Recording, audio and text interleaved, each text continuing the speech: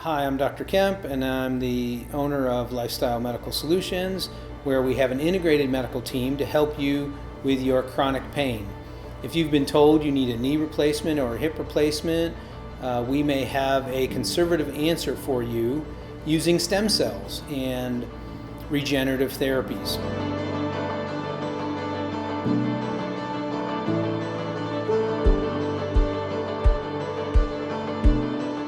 We're going to be talking today about amniotic allograft, stem cells, cytokines, growth factors, and how regeneration solutions might be able to help you with your arthritis pain and loss of range of motion and loss of lifestyle. So let's get started.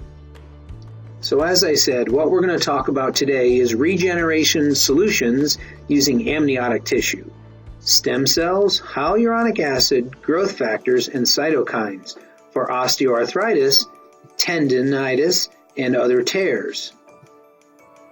So we use a results-driven team approach using an integrated medical team of MDs, nurse practitioners, DCs, PT, exercise and rehab, regeneration solutions, weight loss and nutrition, and that's how we get results. When talking about regeneration solutions, the question is, who can we help? Well, we can help people with shoulder pain, joint degeneration, rotator cuff injuries, bicep tendon tears, knee pain with mild to moderate arthritis, ligament or meniscal tears, elbow pain, tennis elbow, chronic sprain strains, hip or back arthritis, failed back surgeries, ankle pain with arthritis, plantar fasciitis or Achilles tears, and other various pain syndromes. Our healthcare system is actually the third leading cause of death, with 225,000 deaths a year caused from medical treatments.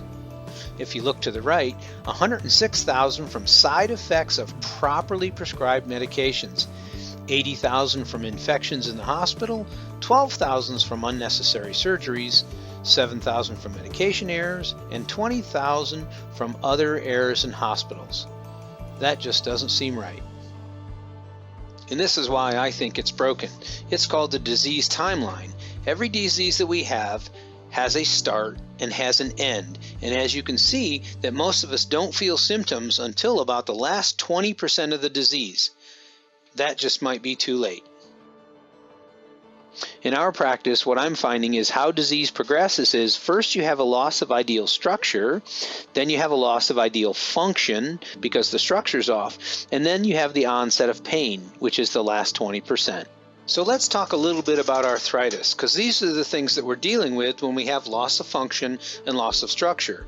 Now, arth means joint, itis means inflamed. And it's usually inflammation of the tissues or the soft tissues surrounding the joint. And if you see on our picture on the right, actually bone doesn't touch bone. And cartilage actually doesn't touch cartilage. There's a synovial fluid inside the joint that keeps the bones and the cartilage from touching each other. And when that osmotic pressure is normal, you won't have bone on bone. Well, when you experience pain and loss of function, usually what happens is you end up on something called the medical treatment wheel. Let's talk about that for a moment. You start with joint pain, and as we go to the right, or the 1 o'clock position, you might try to take some non-steroidal anti-inflammatory drugs like ibuprofen or Advil or Tylenol, okay? And that works for a while, and then eventually as we move to the 3 o'clock position, you eventually have increased pain, loss of range of motion, and you might go to your doctor at that point, and what he's going to do is his first line of defense is to try some stronger non-steroidal anti-inflammatory drugs. Well, let's take a look and see what those drugs actually do. They alleviate pain at the nerve level and the brain level, or lower the pain-causing inflammation at the site. But remember, these drugs don't regenerate anything. They don't heal anything. your joint continues to degenerate over time even though the medication takes the pain away. And remember that opioids and NSAIDs are linked to ulcers, heart attacks, and 75,000 deaths a year. Okay, now that we've taken the non-steroidal anti-inflammatory drugs and you still have pain, you go back to your doctor again and he takes x-rays. Well, by the time you've had pain that long, you may find some findings on x-rays. So the treatment for that, if he's conservative, is going to be cortisone injections. Let's talk a little bit about cortisone injections. Well, a cortisone injection is used to break down scar tissue. It's temporary and it wears off, speeds up joint degeneration, can increase or worsen systemic disease like diabetes, and it can only be used 4 times maximum. The next thing your doctor might have you do is a hyaluronic acid injection. Now, hyaluronic acid is like WD-40. It's bioidentical from the rooster comb, and it does offer lubrication and put off a knee surgery, but again, there is no regenerative properties to it. And since you're still on the medical treatment wheel, the next thing that's going to happen is you're going to have an MRI. Now remember, we might have found findings on the x-rays and you did cortisone injections to no real result. So let's go on and do an MRI. And what they're going to do is they're going to look for any torn tissues. Sometimes that's going to lead to an arthroscopic surgery. So let's talk a little bit about why somebody would want to do an arthroscopic surgery. Arthroscopic surgery is traditionally used for 2 things. Number 1 is to go in and explore around to see what they can find, or number 2, to go in and remove any loose tissue that they have. Who has heard their doctor say, "Let's go in and take a look"? I always wonder, what does that mean?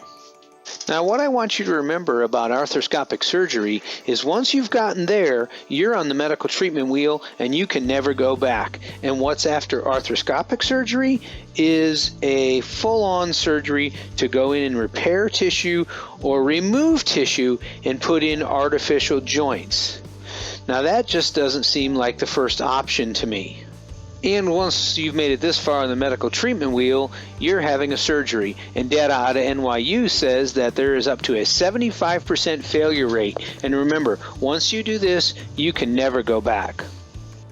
And once you have your tendon repair or your knee replacement, you're looking at 6 to 12 months of painful rehabilitation. Now remember, up to 75% of these fail. So the question for a lot of patients is, and was the question for me, is there a better way? And I started looking at amniotic allograft stem cells about 2 years ago to add to our clinic. What is a stem cell? Well, a stem cell is the primary basic cell template that can change and become cells of all different tissues. It can become bone, it can become tendon, it can become different glands and organs. And essentially, a stem cell can become another stem cell, or it can differentiate into many different cell types. So a stem cell can become a muscle cell, a skin cell, a bone cell, a tendon cell, a cartilage cell, and a nerve cell, or another stem cell. A little bit about our stem cell. They are donated by healthy moms at live birth C-section. Placental tissue fluids are processed and frozen at -80 degrees Celsius so that they are viable. They are essentially in cryogenics. They are subject to stringent USP testing that is more stringent than the FDA. Our stem cells, when injected into the injured area, can stimulate tissue repair of cartilage, ligament, tendon, muscle, disc, bone, nerve, and other tissues. So we get our amniotic stem cells from donated full-term C-section births, collected from the amnion side of the placenta or the cord blood. They are immune-privileged tissue, which means there is no chance of rejection. We don't have actually a documented case of a rejection. We also follow, our lab actually follows the USP and AATB, American Association of Tissue Bank standards. Our stem cell in-office procedure is a simple 15-minute procedure with no hospital stay, no antibiotics needed, 0 recovery time. We expect significant improvement in function in 1 to 3 months. Now, clinically, what I'm seeing in our clinic is that about half of our patients are completely out of pain in 2 weeks. The other half are taking about 1 to 3 months. We have not experienced any reported adverse effects or rejection. Then what we do is we go back and handle the original cause, which remember is the structure and the function. So rehab could include postural assessments, computerized range of motion, core strengthening exercises. People want to know about cost, so I put this little chart together. National average for a knee replacement is $75,000 to $95,000, with your out-of-pocket being approximately $9,000 per leg for a knee replacement. The average amniotic stem cell cost in the United States is about $6,000. I have seen fees as high as $10,000. What we do in our office is your cost paid in full in our office, that includes the consultation and an x-ray if you need one, is $4,000 per joint. So what we do in our office is we have what we call an open door policy. Number one, nobody's going to wait for 6 weeks to get in. And what we do is we do a free evaluation with a consultation and an x-ray. And what I'm hearing around the city is that if you want to get in to see your orthopedist for an evaluation, you're paying between $250 to $650, sometimes as high as $800 just for the consultation, which doesn't even include any procedures. So what we do in our office is we'll have you come in, you do a free evaluation, and we'll decide together what's best for you. I really appreciate you taking the time to watch my presentation. And if you have any questions, please feel free to call our office. We are always available, and most likely we can get you in the same week that you make an appointment. Thank you again.